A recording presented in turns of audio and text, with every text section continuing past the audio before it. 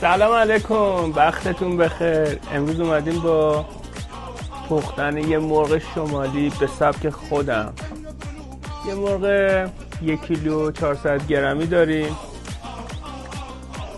سیرای ریز داریم، گردو پوست کنده شده، نصف لیوان، روغن زیتون، اناردون فریز شده، یه دونه انار کوچیک، نعنا خوش، گیشنیز جعفری به مقدار لازم، هلوش 100 گرم.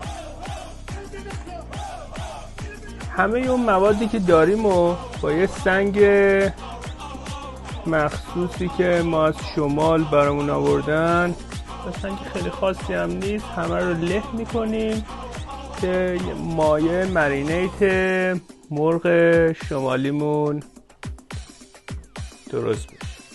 اناردون به ترتیب، گردو میکوبیمشون،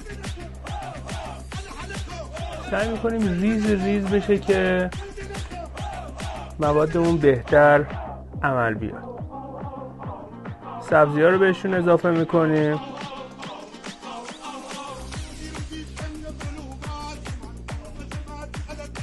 گیشنیز جعفری و خولیباش تازه، نعنا خشکم اگه بود که عالی میشه. اینا رو میکوبیم.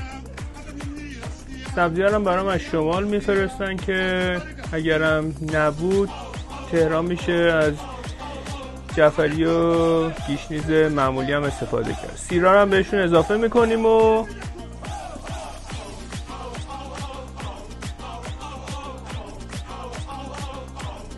خوب میکوبیمشون که نیم کوب بشه و به صورت کاملا یک دست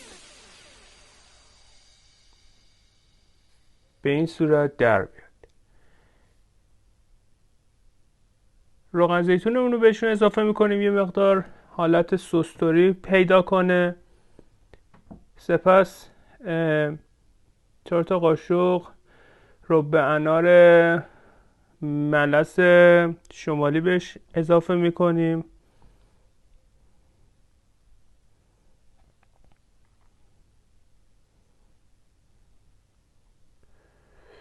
که مخلوطش میکنیم که مایمون یک دست بشه و برای مرینیتمون استفاده کنیم.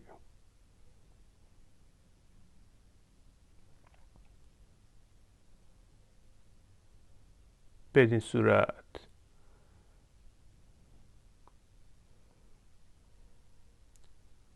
فوت کوزه‌گریش اینه که یه انارم آب لیمو کنیم و آبشو به ملاتمون اضافه کنیم. سعی کنیم که دوناشم داخل ملاتمون نیاد، اگر اومد زیاد اشکالی نداره. طعم بی‌نظیری به مایه مرینیتمون میده.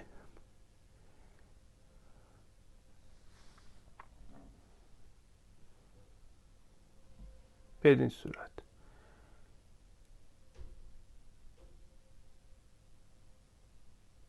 مرغمونو میایم سوراخ‌های ریزی روی گوشت سینه و گوشت رونش میزنیم و سیرا رو داخل گوشت مخفی میکنیم. این طعم بی‌نظیری به گوشتمون میده و با همه مرغ شکم ها و همه مرغایی که درست کردین حتما متفاوت خواهد بود. بدین صورت دور تا دور مرغ این سیرا رو کار میذاریم داخل گوشت.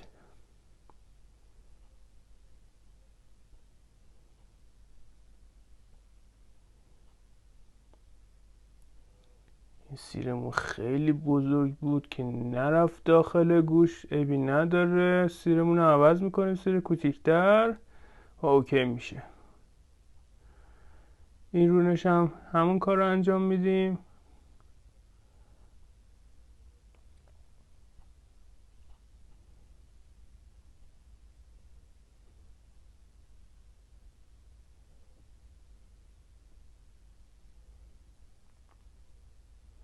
خب مرغمون الان آماده است. تو مرحله بعد این مرغمون رو به مرینیتمون اضافه میکنیم، آغشته میکنیم به مرینیتمون، حسابی ماساژ میدیم که به خورد مرغ بره و کاملا مرینیت بشه. اضافه مرینیتمون هم داخل شکم مرغ قرار میدیم.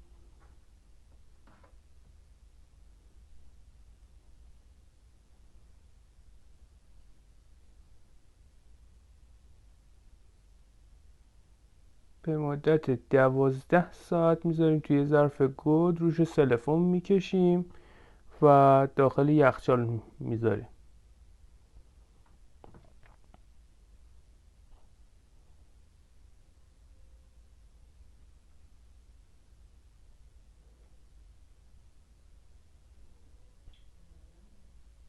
کف سینه‌مون رو پیاز و فلفل دلمه‌ای میچینیم. یه کاسه آب خیلی کوچیک هم میذاریم گوشه فرمون، دمای 220 درجه به مدت 3 ساعت داخل فر میذاریم رو جوجه گردون که درست بشه و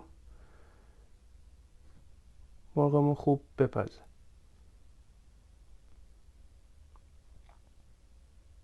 بدین صورت تازم یه دونه فلفل دلمه‌ای و پیازم داخل شکم مرغمون میذاریم.